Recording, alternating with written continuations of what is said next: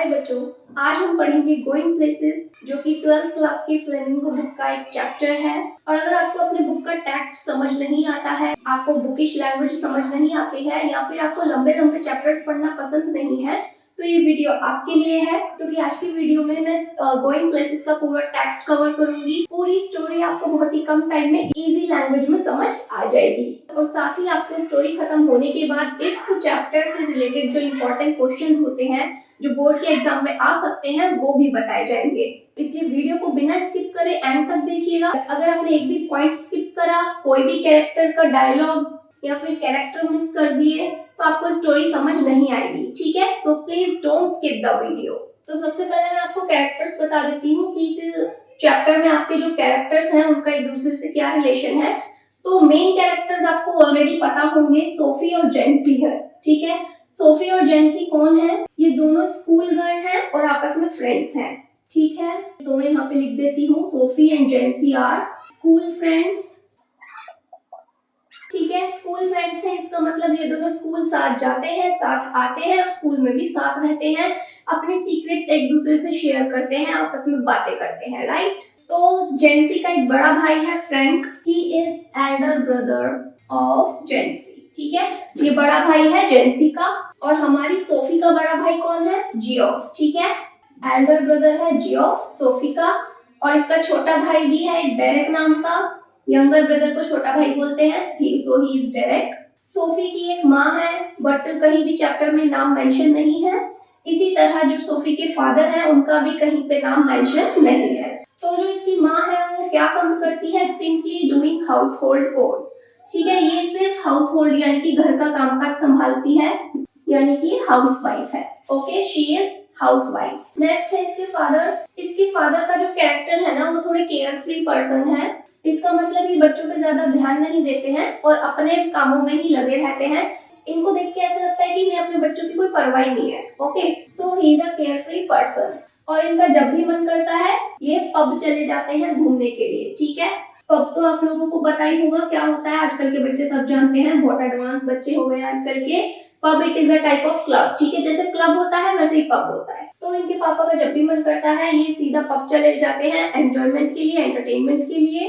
अब आ जाते हैं जियोफ। ये जो बड़ा भाई है जियोफ सोफी का, ये किस टाइप का स्वभाव रखता है, यानी कि इसका किस टाइप का कैरेक्टर है? ये ना घर में किसी से ज्यादा बातचीत करता नहीं है, यानी कि ये सारी बातें मोस्टली अपने तक ही रखता है, किसी से भी शेयर नहीं करता, ना अपनी बातें ना किसी और की बातें, ठीक है? और घर के बाहर इसके साथ क्या क्या होता है, ये किससे मिलता है, ये कुछ भी अपने घर में नहीं बताता है, ठीक है? यानी कि एक टाइप से ये थोड़ा इंट्रोवर्ट पर्सन है। और इस जियोफ को स्कूल छोड़े हुए 3 साल हो चुके हैं, ठीक है? क्योंकि इसका पढ़ाई में मन लगता नहीं था तो इसने स्कूल छोड़ दिया था। और अब ये क्या करता है? अब ये एक फैक्ट्री में एक मैकेनिक का काम सीखने जाता है। फैक्ट्री में जाकर ये काम भी सीखता है और वहाँ पे पार्ट टाइम जॉब भी करता है, ठीक है? ठीक है, यानी कि इसका जो काम रहता है गाड़ियों के अंजर पंजर ठीक करना, उनके पुर्जे ठीक करना। आपको पता ही होगा मैकेनिक का क्या काम रहता है। तो बच्चों ये जो सोफी और जो इसका बड़ा भाई है ना जियोफ, इन दोनों में पटती बहुत ज्यादा है, ठीक है? यानी कि ये जो सोफी है ना मोस्टली अपने सीक्रेट घर में अपने बड़े भाई से ही शेयर करती है, क्योंकि उसे पता है मैं जियोफ से जो भी बातें शेयर करूंगी ना वो कभी मेरी बातों का उल्टा मतलब नहीं निकालेगा और ना ही मुझे कभी नीचा दिखाएगा, ठीक है? तो सोफी सबसे ज्यादा भरोसा अपने बड़े भाई पे करती है, लेकिन अपने पापा से बहुत ज्यादा डरती है, ठीक है? क्योंकि जो इसके पापा है ना वो थोड़े स्ट्रिक्ट स्वभाव के हैं, इसलिए सोफी को अपने पापा से डर लगता है। तो ये तो था कि ये जितने भी कैरेक्टर हैं इनका बिहेवियर कैसा है और ये आपस में एक दूसरे के क्या लगते हैं, इनके क्या रिलेशंस हैं। अब जो हमारे मेन कैरेक्टर है सोफी और जेंसी, इनका भी आप जान लीजिए इनका कैसा कैरेक्टर है, क्योंकि ये दोनों तो मेन है हमारी स्टोरी में। तो जेंसी किस टाइप की लड़की है? एक तो ये मिडिल क्लास फैमिली से है और ये बहुत ही डाउन टू अर्थ है, यानी कि जमीन से जुड़ी हुई है। इसकी आदत नहीं है बड़ी बड़ी फेंकने की, ठीक है? इसके पास जो है ये उसी में संतुष्ट रहती है और इसके कोई बड़े बड़े ख्वाब भी नहीं है कि बड़े होके मुझे ये बनना है, मुझे वो बनना है, ऐसा कुछ भी नहीं है। क्योंकि इसको मालूम होता है ऑलरेडी कि बड़े होके मुझे अपने पापा की बिस्कुट फैक्ट्री ही संभालनी है, ठीक है? She knows that she has been earmarked for the biscuit factory. इसे मालूम है कि बड़े होके मुझे यहीं पे काम करना है, यहीं से कमाना है, यहीं से खाना है, ठीक है? तो इसके कोई बड़े बड़े ख्वाब तो होते नहीं। तो ये था जेंसी का कैरेक्टर। अब आ जाते हैं कि सोफी किस टाइप की लड़की है। तो बच्चों ये जो सोफी का परिवार है ना, ये पुअर फैमिली से बैकग्राउंड बिलोंग करता है। इनका पुअर फैमिली, गरीब घर से है। अब गरीब घर से है तो इसका मतलब तो ये नहीं कि ये सपने ना देखे। तो इसके है बहुत ही हाई एम्बिशियस लड़की है ये, बहुत ही बड़े बड़े ख्वाब है इसके। और इसके ख्वाब आपको तब पता चलेंगे जब ये अपनी स्कूल फ्रेंड से अपनी बातें शेयर करेगी, ठीक है। अभी आप इतना समझिए, हाई एम्बिशियस गर्ल, बहुत ही ज्यादा एम्बिशियस है ये चाहती है कि ये बड़े होके मैनेजर भी बन जाए, फैशन डिजाइनर भी बन जाए, एक्ट्रेस भी बन जाए, कोई एक बड़ी दुकान भी खोल ले, यानी कि ये बहुत कुछ करना चाहती है। लेकिन ये कंफ्यूज रहती है कि बड़े होके मुझे एग्जैक्ट करना क्या चाहिए। और दूसरी तरफ ये बहुत ही ज्यादा डींगे मारने वाली लड़की होती है, यानी कि बड़ी बड़ी फेंकती है अपने बारे में, अपनी फैमिली के बारे में, ठीक है। एक टाइप से आप समझ सकते हो ये झूठे सपनों की दुनिया में रहती है। ये ऐसी बातें करती है जिस पे कोई यकीन ही नहीं करता। और इसके फैमिली मेंबर तो इस पर बिल्कुल यकीन नहीं करते, इसकी बातों पे, जो कुछ भी ये जाकर शेयर करती है या बताती है, ठीक है। फॉल्स ड्रीम, हमेशा ये झूठे सपने देखती है और उन सपनों को रियलिटी मानने लगती है। यानी कि इसका डुअल टाइप का कैरेक्टर आप समझ सकते हो। एक ऐसा कैरेक्टर जो ये रियल में है जैसी दिखती है, एक वैसा कैरेक्टर जो ये अपने कल्पना में बनाती है खुद के लिए, ठीक है। और अपनी कल्पना को ही फिर ये धीरे धीरे सच मानने लगती है। तो इस टाइप का डुअल कैरेक्टर है सोफी का। तो ये थे कैरेक्टर और इनका बिहेवियर। तो बच्चों हमारी इस स्टोरी में दो कैरेक्टर और हैं, डैनी कैसी और टॉम फिन्ने। ये दोनों कौन हैं? ये दोनों प्लेयर्स हैं। जैसे कि आज की जो क्रिकेट टीम है उसमें सचिन तेंदुलकर, विराट कोहली, महेंद्र सिंह धोनी, ये सब कौन है? प्लेयर्स है ना। वैसे ही ये दोनों एक गेम के प्लेयर्स हैं, यानी कि ये दोनों कौन है? सेलिब्रिटीज हैं, ठीक है। बहुत बड़े बड़े नामी प्लेयर हैं ये, फेमस लीग प्लेयर ऑफ एडीलैंड, ठीक है। एडीलैंड का ये बहुत ही फेमस लीग प्लेयर है, जैसे आईपीएल के प्लेयर्स होते हैं उसी टाइप से ये डैनी कैसी है, ठीक है। और टॉम फिन्ने भी ये कोई दूसरा अनदर प्लेयर है। तो डैनी कैसी बहुत ज्यादा इंपॉर्टेंट है हमारे लिए। जितनी ज्यादा इंपॉर्टेंट सोफी है उतना ही ज्यादा इंपॉर्टेंट डैनी भी है कैरेक्टर में। अब आ जाते हैं स्टोरी में कि एक्चुअली में गोइंग प्लेसेस की स्टोरी क्या है। और आप लोग मुझे कमेंट में ये जरूर बताइएगा कि बोर्ड पे आपको सब कुछ क्लियर शो हो रहा है या नहीं। एक एक लेटर आपको क्लियर दिखना चाहिए। तो बच्चों अगर आपको मेरी वीडियो में शोर आता है बाहर से तो प्लीज उसे अवॉइड करिएगा, क्योंकि इस गली में बच्चे बहुत खेलते हैं। आइए स्टोरी देखिए सीधा। तो ये जो सोफी और जानसी है स्कूल गर्ल है और अब स्कूल की छुट्टी हो गई है, तो ये दोनों एक साथ स्कूल से घर जा रही हैं और अब इन दोनों का स्कूल भी छूटने वाला है, ठीक है। जैसे आप ये बोर्ड के एग्जाम क्लियर कर लोगे 12th के, तो आपको स्कूल में एडमिशन लेना होगा, यानी कि आपका स्कूल लाइफ खत्म हो जाएगा ना। तो वैसे ही इनका स्कूल लाइफ भी अब खत्म होने वाला है। अब इनकी स्कूल लाइफ खत्म होने में कुछ ही टाइम रह गया है, कुछ ही दिन बचे हैं। उसके बाद इनको स्कूल से हमेशा हमेशा के लिए छुट्टी मिल जाएगी। तो होता क्या है, एक दिन ये दोनों स्कूल से घर जा रही होती हैं और आपस में बातें करती है कि सोफी बोलती है जानसी से, जब मैं स्कूल छोड़ूंगी ना तो मैं एक बहुत बढ़िया फैशन बुटीक खोलूंगी, यानी कि फैशन की एक दुकान खोलना चाहती है, उसकी डिजायर्स को शो करती है, ठीक है। ये अपनी इच्छा शो करती है कि ये स्कूल छोड़ने के बाद एक बुटीक खोलेगी पैसे कमाने के लिए।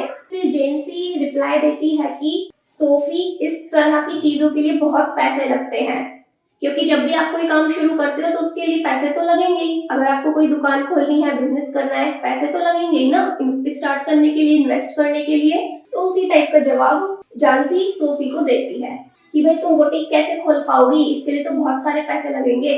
उसके बाद सोफी रिप्लाई देती है मैं एडजस्ट कर लूंगी, मैं मैनेज कर लूंगी, या फिर मैं सेविंग करना शुरू कर दूंगी बुटीक खोलने के लिए। अगेन जानसी अब रिप्लाई देती है लेकिन सोफी इतने सारे पैसे जमा करने में तो बहुत टाइम लग जाएगा।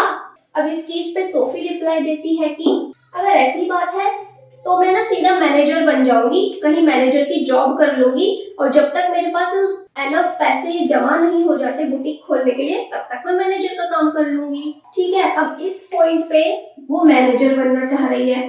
कौन? सोफी। मैनेजर क्यों बनना चाहती है? ताकि वो पैसे जमा करके बुटीक खोल सके। अब ये सुनने के बाद जानसी बोलती है कि सोफी कोई भी तुम्हें डायरेक्ट मैनेजर नहीं बना देगा, क्योंकि उसके लिए बहुत एक्सपीरियंस चाहिए होता है, और तुम इतना एक्सपीरियंस कैसे लाओगी? तो सोफी क्या जवाब देती है, मुझे एक्सपीरियंस की जरूरत नहीं है, मेरे में बहुत ज्यादा क्वालिटीज हैं और मैं जहाँ भी इंटरव्यू देने जाऊंगी वो मेरी क्वालिटी को पहचान लेंगे। यानी कि इसको अपने ऊपर बहुत ज्यादा ओवर कॉन्फिडेंस होता है, ठीक है, क्योंकि झूठे सपने देखने की तो इसकी आदत है, वो भी ओवर कॉन्फिडेंस के साथ, ठीक है। क्योंकि जब भी अगर आप एज अ फ्रेशर किसी भी बड़ी पोस्ट के लिए इंटरव्यू देने पहुंच जाओगे तो क्या वो आपको रख लेंगे बिना एक्सपीरियंस के? कोई नहीं रखता। दिस इज रियलिटी, और रियलिटी से ये लड़की बहुत दूर है। तो अब जेनसी इतनी सारी बातें सुनकर अपने मन ही मन में सोच रही है कि सोफी इस टाइप की असंभव बातें ना करे, वो ऐसी बातें ना करे जो एक्चुअली में हो ही नहीं सकता। ये अपने मन में ही सोचती है, डायरेक्टली इसको नहीं बोलती। तो जेनसी इसको अपनी बात समझाने की पूरी कोशिश करती है कि तुम इस तरह के झूठे सपने मत देखा करो, आगे जाके तुम्हें ही पछतावा होगा। लेकिन सोफी इसकी एक बात नहीं सुनती, इसे इग्नोर करती है, इसकी सारी एडवाइसेस इग्नोर करती है और अपना ही अपना बोलती चली जाती है कि वैसे तो मैं एक्ट्रेस भी बन सकती हूँ या फिर मैं एक फैशन डिजाइनर भी बन सकती हूँ। यानी कि अब इस पॉइंट पे उसने क्या इच्छा शो करी कि वो एक एक्ट्रेस भी बनना चाहती है और इसी के साथ एक फैशन डिजाइनर भी बन जाएगी। वो ऐसा क्यों कहती है? क्योंकि अगर वो ये वाला काम करती है तो इसमें इसको भारी पैसे मिलेंगे, यानी कि इसको इसमें बहुत ज्यादा इनकम होगी। क्योंकि आपको तो पता ही है, कोई भी एक्टर एक्ट्रेस हो, हीरो हीरोइन हो, उनको बहुत ज्यादा फीस मिलती है, लाखों करोड़ों में वो लोग खेलते हैं। इसलिए इसका जो अट्रैक्शन है वो इन पोस्ट पे भी जाता है कि मैं एक्ट्रेस भी बन सकती हूँ पैसे कमाने के लिए और साथ में फैशन डिजाइनर भी बन सकती हूँ। क्योंकि जो एक्ट्रेस और फैशन डिजाइनर होते हैं ना, वो पूरा दिन तो काम करते नहीं है, ठीक है, इसलिए मैं ये बन जाऊंगी और साथ इसी के साथ साथ में अपना बुटीक भी चलाती रहूंगी, ठीक है। तो अब इतनी गॉसिप के बाद, इतनी बातचीत के बाद सोफी का घर आ जाता है रास्ते में ही, और अब ये अपने घर के अंदर घुस जाती है, अपने घर में एंट्री कर लेती है। सोफी जानसी को बाय बोल देती है, और लेकिन फिर भी जानसी की एक भी बात पे इसने ध्यान नहीं दिया, ठीक है। इतने सारे सपने इसे गिनाकर अपने घर में घुस जाती है। और आप सब लोग को पता होगा कि ये सारे सपने इसके झूठे ही होने वाले हैं, ये एक भी सपना सच नहीं कर पाएगी। क्योंकि एक तो ये गरीब घर से है, वो तो फिर भी मिडिल क्लास से है, और फिर भी उसकी इतनी ज्यादा इच्छाएं नहीं है। उसको तो पता है कि मुझे बिस्किट की फैक्ट्री में ही काम करना है, तो मैं क्यों फालतू के सपने देखूं। वो बहुत सीधी सादी लड़की है, जमीन से जुड़ी हुई लड़की है, और सोफी उसके ठीक अपोजिट है। तो अब जब ये अपने घर पहुंच चुकी है तो अब देखते हैं इसके घर में क्या होता है, घर में आगे क्या सीन है। तो बच्चों, जब सोफी अपने घर पहुंच चुकी है तो इसके घर में क्या सीन होता है। अब काम खत्म करके इसके पापा भी घर आ चुके हैं, और इसके पापा बहुत ज्यादा थके हुए हैं।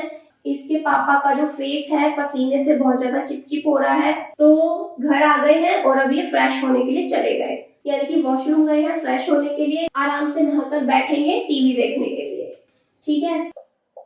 और अब क्या होता है, इनके घर में ना एक रूम होता है जहाँ पे गंदे कपड़े रखे होते हैं ढेर करके धोने के लिए।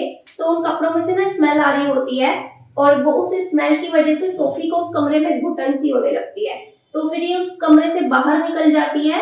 तो जैसे ये कमरे से बाहर निकलती है, ये अपने बड़े भाई जियोफ को ढूंढने लगती है, क्योंकि जियोफ और सोफी की बहुत ज्यादा पटती है आपस में। मैंने आपको बताया था, जियोफ का कैरेक्टर भी समझाया था किस टाइप का लड़का है। ये अपने में ही रहता है, अपनी बाहर की बातें किसी से भी शेयर नहीं करता घर में। लेकिन जो सोफी है ना, अपने सारे सीक्रेट शेयर कर लेती है अपने बड़े भाई से, क्योंकि वो इस पे ट्रस्ट करती है। लेकिन जो सोफी है ना, वो जियोफ से थोड़ा जलती भी है, थोड़ा जेलस भी फील करती है, ठीक है। क्यों? Sophie feels jealous with Geoff. क्यों? क्योंकि जियोफ क्या है, ज्यादातर भारी रहता है, क्योंकि मैकेनिक का काम सीखने जाता है ये फैक्ट्री में और वहां पे काम भी करता है। तो सोफी को लगता है कि ये भाई तो भारी रहता है, अच्छा बढ़िया बढ़िया जगह घूमता होगा ये, ठीक है। तो सोफी के मन में हमेशा एक इच्छा रहती है कि जब भी इसका बड़ा भाई बाहर जाए तो वो इसको भी साथ लेकर के जाए, ठीक है। ये चाहती है कि मेरा भाई जहाँ भी जाए करे, मुझे अपने साथ लेके जाए करे, क्योंकि मुझे भी घूमने फिरने का बहुत शौक है। लेकिन जियोफ इसको अपने साथ लेकर के नहीं जाता बाहर। क्यों? क्योंकि वो इसको बहुत छोटी समझता है। वो सोचता है कि ये अभी तो बहुत छोटी है, ये क्या करेगी मेरे साथ बाहर घूम के। और जो इसके पापा है सोफी के, वो भी इस बात की इजाजत नहीं देते कि सोफी फालतू में ही बाहर घूमे, क्योंकि ज्यादातर माँ बाप अपने लड़कियों को घर में ही रखना पसंद करते हैं उनके सेफ्टी के लिए, ठीक है। तो इस बात से थोड़ी जेलस फील रहती है जियोफ से, ठीक है। तो मैंने आपको लास्ट ये बताया कि ये अपने कमरे से बाहर निकल जाती है जियोफ को ढूंढने के लिए, और जियोफ इसको दूसरे कमरे में मिलता है, घुटने के बल बैठा होता है ये नीचे झुककर, क्योंकि ये अपनी मोटरसाइकिल का एक पुर्जा ठीक कर रहा था, ठीक है। इसकी मोटरसाइकिल में कोई खराबी आ गई थी, तो ये उसका पुर्जा ठीक कर रहा था। अब ठीक करने के लिए तो नीचे झुक कर ही बैठेगा ना, तो उसी पोजीशन में सोफी ने अपने भाई को पाया। तो ये अपने भाई को पाती है कि ये अपनी मोटरसाइकिल ठीक कर रहा है, तो फिर अब वो जियोफ को देखकर बोलती है कि मैं डैनी कैसी से मिली थी। ठीक है, ये जियोफ से कहती है मैं डैनी कैसी से मिली थी। मैंने आपको कैरेक्टर में बताया था डैनी कैसी कौन है। क्या हुआ डॉगी? सॉरी मेरे डॉगी के डिस्टरबेंस के लिए। मैंने आपको कैरेक्टर में ही बता दिया था डैनी कैसी शहर का एक बहुत ही नामी फेमस प्लेयर है, सेलिब्रिटी है। तो फिर सोफी बताती है अपने भाई को कि मैं डैनी कैसी से मिली थी। अब जब ये ऐसी बातें बोलेगी कि मैं किसी सेलिब्रिटी से मिली थी, तो कोई भी यकीन करता तो है नहीं इसकी बातों पे, क्योंकि सबको पता है इसके परिवार में ही बड़ी बड़ी फेंकती है और इसकी सारी बातें झूठी होती है। ये अपनी झूठी कहानियां बनाती है और उसी में खुश रहती है। फिर भी जो इसका भाई है वो इसकी बातें सुनता है और रिप्लाई भी देता है, ठीक है, लेकिन अपने मन में उसको भी पता है कि मेरी बहन झूठ बोल रही है। तो अब जियोफ बोलता है कि तुम कहाँ मिली थी उससे? सोफी रिप्लाई देती है कि मैं डैनी कैसी से बाजार में मिली थी, एक दुकान पर। अब जियोफ कहता है लेकिन मुझे तो यकीन नहीं हो रहा तुम्हारी बात पे।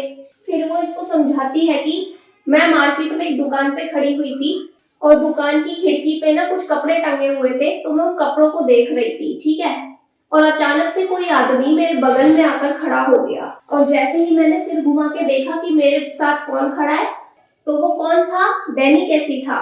इसका मतलब कि डैनी कैसी भी उसी मार्केट में घूम रहा था। तो बच्चों रियलिटी में आपको पहले ही बता देती हूँ, रियलिटी क्या है कि ये सोफी कभी भी डैनी कैसी से मिली ही नहीं थी, ठीक है, रियलिटी में इससे मिली ही नहीं है, ठीक है। बहुत पहले ये एक स्टेडियम में गई थी इसका मैच देखने के लिए, बस तभी इसने ऑडियंस बंद करके दूर से इसे देखा था, ठीक है, बस इतना ही मीटिंग हुआ था बहुत कभी पहले इसका डैनी कैसी से। तो रियलिटी क्या है कि पर्सनल में तो इससे कभी मिली ही नहीं, पर्सनल मीटिंग कभी हुई नहीं, बस एक बार मैच देखने गई थी तो ऑडियंस बन के इसने उसको देखा था। तो अब आ जाते हैं वापस से स्टोरी में, इन भाई बहन के बीच क्या बात हो रही है। ओके, तो ये इसको बताती है कि मैं इससे मार्केट में मिली थी और ये मेरे बगल में खड़ा हुआ था उस दुकान पे, और जैसे ही मैंने देखा तो वो डैनी कैसी था। अब इसका भाई बोलता है कि ठीक है, अब तुम मुझे ये बताओ कि वो दिखने में कैसा लग रहा था। तो सोफी बताती है कि उसकी हरी हरी प्यारी प्यारी आंखें हैं, बहुत सॉफ्ट कोमल आंखें हैं उसकी, और वो उतना लंबा तो नहीं है जितना तुम सोचते हो, यानी कि उसकी हाइट थोड़ी कम है। तो इतनी ही कन्वर्सेशन हो पाती है इन दोनों भाई बहन के बीच, क्योंकि उसी मोमेंट पे अब इसके पापा वापस आ चुके हैं नहा धोकर, ठीक है। मैंने आपको बताया था ना इसके पापा वॉशरूम गए हुए थे फ्रेश होने के लिए, तो अब इसके पापा नहा धो के आ चुके हैं रूम में और अब काफी साफ सुथरे दिख रहे हैं, यानी कि नहाने के बाद इंसान साफ ही दिखता है ना। और अब इन्होंने टीवी चला दिया है और चेयर पे बैठ के आराम से टीवी देख रहे हैं, ठीक है। तो अब आगे क्या होता है, ये जो जियोफ है ये अपने पापा से बोल देता है कि सोफी जो है डैनी कैसी से मिली थी, यानी कि इसकी बहन ने जो भी बातें करी अपने भाई से वो अपने पापा से कह देता है कि ये बोल रही है कि ये तो डैनी कैसी से मिली थी। जैसे आप जाकर किसी से भी कह रहे हो मैं तो सचिन तेंदुलकर से मिली थी, तो कोई भी यकीन नहीं करेगा ना आपकी बातों पे, लेकिन अगर आप फोटो दिखाओगे, ऑटोग्राफ दिखाओगे तो शायद यकीन कर भी ले। तो उसी टाइप से यहाँ कहानी चल रही है। और जैसे ही उसके पापा सुनते हैं कि ये डैनी कैसी से मिली थी, इसने ऐसा कहा, तो ये बात सुनकर इसके पापा सोफी को बहुत ही गुस्से भरी नजरों से देखते हैं, क्योंकि उन्हें पता है कि ये लड़की झूठ बोल रही है, इसकी तो आदत है मनगढ़ंत कहानियां बनाने की। और जब वो इसे गुस्से से देखते हैं ना, तो सोफी डर जाती है बहुत ज्यादा, क्योंकि वो ऑलरेडी अपने पापा से बहुत डरती है। तो जब भी इसके पापा स्ट्रिक्ट होते हैं, इसे गुस्से से देखते हैं, तो ये और डर जाती है। इसके बाद इसके पापा कहते हैं कि इस गेम में टॉम फिनले से बेटर प्लेयर कोई भी नहीं है, यानी कि वो सोफी के ही आगे डैनी को कंपेयर करते हैं टॉम से, क्योंकि ये दोनों प्लेयर्स ही होते हैं। तो उसके पापा ऐसा कहना चाहते हैं कि डैनी कैसे इतना अच्छा प्लेयर नहीं है जितना कि टॉम। तो फिर जियोफ क्या कहता है ये सुनकर, हो सकता है डैनी कैसी एक दिन इससे भी अच्छा प्लेयर बन जाए, इससे भी ज्यादा फेमस हो जाए, यानी कि सोफी का भाई इसी के सपोर्ट में बोलता है। फिर सोफी कहती है हाँ हाँ हाँ, एक दिन डैनी बहुत अच्छा और फेमस प्लेयर बनेगा और इससे भी बढ़िया बनेगा। अब इसके पापा बोलते हैं लेकिन डैनी की एज बहुत कम है, ठीक है, ये जो डैनी है ना अभी इसको इतना एक्सपीरियंस है ही नहीं जितना टॉम को, इसकी एज अभी बहुत छोटी है। तो सोफी कहती है तो क्या हुआ, लेकिन मेरी एज से तो वो बड़ा है ना, मेरे लिए तो वो बड़ा ही हुआ। और क्या बताती है सोफी, और आपको पता है कि वो बहुत जल्द एक दुकान भी खरीदने वाला है। अब ये सुनकर इसके पापा को और ज्यादा गुस्सा आ जाता है कि भाई ये दुकान खरीदने वाला है आगे जाकर, तो ये बात इसे कैसे पता। और ये जो डैनी है वो ये बात सोफी को क्यों बताएगा, क्योंकि ये तो सेलिब्रिटी है ना, तो अपनी पर्सनल बातें वो इससे क्यों शेयर करेगा। तो यही सब सोचकर इसके पापा को और गुस्सा आता है इस पर। तो इसके पापा कहते हैं तुमने ऐसा कहाँ पे सुना कि वो दुकान खोलने वाला है।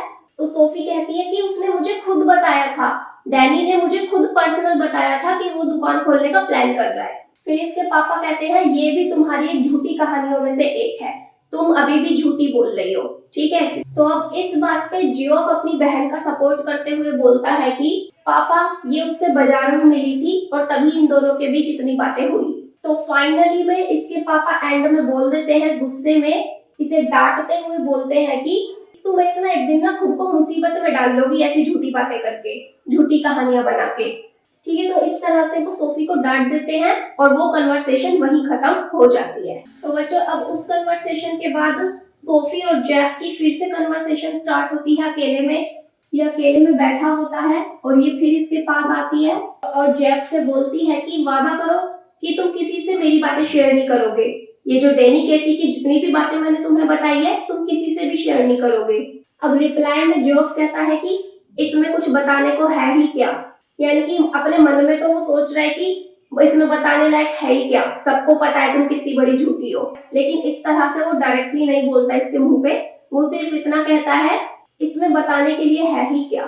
फिर भी सोफी जेफ से बोलती है, दोबारा बोलती है वादा करो जेफ प्लीज किसी से मत कहना, नहीं तो डैडी तो मेरा गला ही काट देंगे।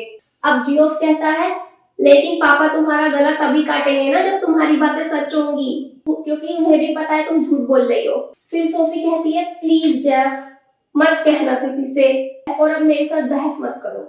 अब फिर इसका भाई इसको समझाता है कि सोफी अभी तुम सिर्फ स्कूल में हो, तुम इतनी छोटी हो, और वो जो डैनी केसी है वो कितना बड़ा आदमी है, वो सेलिब्रिटी है, उसके पास तो लड़कियों की कमी नहीं होगी, लाइन लगी हुई होगी उसके लिए तो लड़कियों की, तो फिर वो क्यों तुम्हें अपनी फ्रेंड बनाएगा और क्यों तुमसे अपनी पर्सनल बातें करेगा। फिर सोफी कहती है कि नहीं उसके पास कोई नहीं है, यानी कि उसकी कोई गर्लफ्रेंड नहीं है, उसने अपनी बातें मुझसे शेयर की है। फिर वो फाइनली में जेफ से इतना ही कहती है कि मेरी बातें सच्ची हैं, मैं सच कह रही हूँ, डैनी ने मुझसे अपनी पर्सनल बातें शेयर की है और हम दोनों में सबसे पहले बात मैंने ही शुरू करी थी डैनी से, मैं ही सबसे पहले उससे बात करने गई थी। और वो अपने भाई से ये भी बताती है कि मैंने हमारे छोटे भाई डेरेक के लिए डैनी से ऑटोग्राफ भी मांगा था, लेकिन उस टाइम मेरे पास ना तो कागज था ना पेन था और ना डैनी के पास पेपर पेन था, इसलिए ऑटोग्राफ तो मिल नहीं पाया मुझे। इसलिए फिर हमने थोड़ी बहुत बातचीत की और फिर एंड में जाते टाइम डैनी ने मुझसे कहा कि क्या मैं उसे अगले हफ्ते मिल सकती हूँ, मतलब अब डैनी कैसी दोबारा इससे मिलना चाहता है ऐसा सोफी ने बताया अपने भाई को। तो मैंने भी डैनी से कह दिया हाँ जरूर मिलूंगी, आप किसी सेलिब्रिटी को मिलने के लिए मना कर दो, ऐसा कैसे हो सकता है। तो इस वाले पॉइंट पर तो जियोफ को कंफर्म हो जाता है कि ये पक्का झूठ बोल रही है, क्योंकि कोई भी सेलिब्रिटी क्यों दोबारा बोलेगा एक कॉमन से गरीब से आदमी को कि तुम मुझे दोबारा मिलना, ठीक है। तो अब सोफी और जेफ के बीच इतनी ही कन्वर्सेशन होती है, अब इन दोनों की कन्वर्सेशन खत्म। तो बच्चों अब अगला हफ्ता आ चुका है, नेक्स्ट वीक, यानी कि जिस हफ्ते सोफी को मिलना था डैनी से जैसा कि उसने अपने भाई को बताया। तो अब रास्ते में ही जानसी मिल जाती है सोफी को, उसकी स्कूल फ्रेंड, और जानसी सोफी से कहती है कि सोफी ये सब क्या है जो तुम बताती फिर रही हो सबको। सोफी ने कहा क्या क्या बताती फिर रही हूँ मैं सबको, और तुम मुझसे किस बारे में बात कर रही हो। फिर जानसी कहती है कि तुम्हारे भाई जियोफ ने मेरे भाई फ्रैंक को बताया कि तुम डैनी केसी से मिली थी, ठीक है। यानी कि सोफी ने जो भी बातें अपने भाई से शेयर की थी डैनी केसी की, वो सारी बातें वो फ्रैंक को बता देता है जो कि जानसी का भाई है। यानी कि ये दो लड़कियां आपस में फ्रेंड होती हैं और ये दो लड़के आपस में फ्रेंड होते हैं। तो जियो फ्रैंक को बताता है और फ्रैंक अपनी बहन को बता देता है जानसी को। तो फिर ये सोफी से वही कहती है कि तुम्हारे भाई जियोफ ने मेरे भाई से बताया कि तुम डैनी केसी से मिली थी। अब ये सुनकर सोफी कहती है कि हाँ मिली थी। तो ये सुनकर जेंसी बोलती है कि तुम कभी नहीं मिली थी, क्योंकि जेंसी को भी पता है ये इसकी एक झूठी कहानी है और इसने सबसे झूठ बोला है, क्योंकि ये इसकी फ्रेंड है और इसे बड़ा अच्छे से तरीके से जानती है। फिर सोफी कहती है कि अरे जानसी, मैं सच कह रही हूँ, मैं सच में डैनी से मिली थी। यानी कि वो अपनी फ्रेंड को भी यकीन दिलाने की कोशिश करती है कि हाँ, मैं उससे सच में मिली थी। रियलिटी सिर्फ इतनी है कि मैं उससे मिली थी और मैंने उससे ऑटोग्राफ मांगा था, लेकिन ऑटोग्राफ मिल नहीं पाया क्योंकि हमारे पास पेपर और पेन नहीं था। लेकिन तुम यकीन मानो, मैं सच में उससे मिली थी और तुम मुझसे प्रॉमिस करो कि तुम ये किसी को नहीं बताओगी और अपने तक ही रखोगी बातें। तो जानसी कहती है, तुम जानती हो कि मैं तुम्हारे सीक्रेट कभी किसी से नहीं बताती, मैं हमेशा इस बात को सीक्रेट ही रखूंगी। ऐसा किसने कहा? जानसी ने कहा। तो अब एक पॉइंट मैं आपको बता देती हूँ, जब जानसी ने ये बात बोली थी ना कि तुम डैनी से कभी नहीं मिली सोफी, तो सोफी थोड़ा अटक गई थी, ठीक है, और फिर जमीन को देखने लगी, क्योंकि उसे पता चल गया था कि मेरे बड़े भाई ने ही इस तक बातें पहुंचाई है फ्रेंड को बताकर। और फिर वो मनी मन सोचती है कि उस जेफ का बुरा हो, यानी कि मनी मन वो अपने भाई को कोसती है कि उसने मेरी बात कैसे शेयर कर दी बाहर किसी से। मैंने तो उससे कहा था कि इस बात को सीक्रेट रखे, फिर भी उसने फ्रेंड को बता दिया और अब फ्रेंड के थ्रू मेरी बात मेरी फ्रेंड तक पहुंच गई, जानसी तक। अब जानसी को जब पता चल गया है मेरे और डैनी केसी के बारे में, तो अब ये पूरे मोहल्ले में बता देगी, पूरे कॉलोनी में मेरी बात फैला देगी। इसलिए सोफी इससे रिक्वेस्ट करती है कि प्लीज ये बातें अपने तक ही रखना, किसी से मत बताना। क्यों कहती है? क्योंकि सोफी को इस बात का डर है कि जानसी पूरे मोहल्ले में इसकी बातें फैला सकती है। तो बच्चों, उन दोनों सहेलियों की कन्वर्सेशन के बाद सोफी मिलने चली जाती है डैनी केसी से, जैसा कि इसने अपने परिवार को और अपनी फ्रेंड को बताया। तो उसी सेम डे अब शाम हो चुकी है, अंधेरा भी होने ही वाला है और ये एक नहर के किनारे, कैनल यानी कि नहर के किनारे एक पेड़ होता है, ट्री। इस ट्री के नीचे एक बेंच होता है, ये है बेंच। ये इस बेंच पे बैठ जाती है जाकर के शाम को, जहाँ पे कपल्स लोग बैठा करते थे वहीं जाकर ये बैठ जाती है। और ये वही जगह होती है जहाँ पे ये हर बार बचपन में आया करती थी, ठीक है। ये अपने बचपन में काफी बार आती थी इस जगह पर खेलने के लिए। तो ये वहीं आकर के बैठ जाती है बेंच पे और डैनी केसी का इंतजार करने लगती है कि वो कब आएगा और कब मुझसे मिलेगा। लेकिन अपने मन ही मन में वो जानती है कि डैनी केसी नहीं आने वाला, क्योंकि मैंने सबसे झूठ बोला है। यानी कि आप खुद नोटिस करिए, उसको खुद को मालूम है अपने मन में कि वो नहीं आएगा मिलने, क्योंकि ना तो इसने कभी इससे पर्सनल मीटिंग करी और ना ही इन दोनों के बीच सेकंड मीटिंग की कोई बात हुई थी। लेकिन फिर भी ये अपनी कल्पना को, अपनी झूठी कहानियों को ही सच मानने लगती है और सबको यकीन दिलाने के लिए ये यहाँ बैठकर इसका इंतजार करती है। और दूसरी तरफ जो इसका मोहल्ला होता है जहाँ ये रहती है, वहां पे ये बात फैल जाती है धीरे धीरे। तो डैनी केसी और सोफी की जो कुछ झूठी कहानी होती है ना, वो पूरे मोहल्ले में फैल जाती है। तो अब इसको यहाँ इंतजार करते करते बहुत देर हो चुकी है, डैनी केसी आया नहीं, उसकी होप जो है टूट गई। उसका जो दिल था वो अंदर तक पूरी तरह टूट गया, वो बड़ी मायूस सी हो गई, सैड सी हो गई। और अब उसे ये डर है कि जब अगर मैं वापस जाऊंगी अपने घर तो सब लोग मेरा मजाक उड़ाएंगे, सबको लगेगा कि मैं झूठी हूँ और मैंने सबसे झूठ बोला। मैं सबके लिए एक मजाक का पात्र बन जाऊंगी और हर कोई मुझ पर हंसेगा। तो भाई जैसा तुम करोगे वैसा ही तो भरोगे। अगर तुम्हें ये सब फेस नहीं करना था तो तुमने झूठी कहानियां क्यों बनाई? यानी कि जो इसके पापा ने इसको बोला था ना, सोफी के पापा ने, कि एक दिन तुम अपनी ऐसी ही झूठी बड़ी बड़ी बातें करके खुद को मुसीबत में डाल लोगी, तो उसके पापा की कही बात सच हो जाती है और आज वो वैसा ही फील कर रही होती है अपनी गलती की वजह से। तो अब ये यहाँ से उठती है, अब ये अपने घर चली जाती है वापस से होम, और इसी निराशा वाली बात के साथ अपनी लाइफ को स्पेंड करती है कि मैं कभी डैनी केसी से नहीं मिल पाई, मुझे इस बात का हमेशा दुख रहेगा। तो बच्चों, ये थी हमारी पूरी स्टोरी गोइंग प्लेसेस। आपको स्टोरी समझ आई? कैसी लगी? कमेंट बॉक्स में जरूर बताइएगा। और गोइंग प्लेसेस के सारे इंपॉर्टेंट क्वेश्चन जो आपके एग्जाम में आ सकते हैं, शॉर्ट क्वेश्चन, लॉन्ग क्वेश्चन, उन सभी का मैंने एक पीडीएफ बनाया है और वो पीडीएफ का लिंक आपको मिलेगा डिस्क्रिप्शन बॉक्स में। इसलिए वीडियो के टाइटल पर क्लिक करिए, आपको लिंक मिल जाएगा और वहां से आप इस चैप्टर की इंपॉर्टेंट क्वेश्चंस ले सकते हैं आंसर के साथ।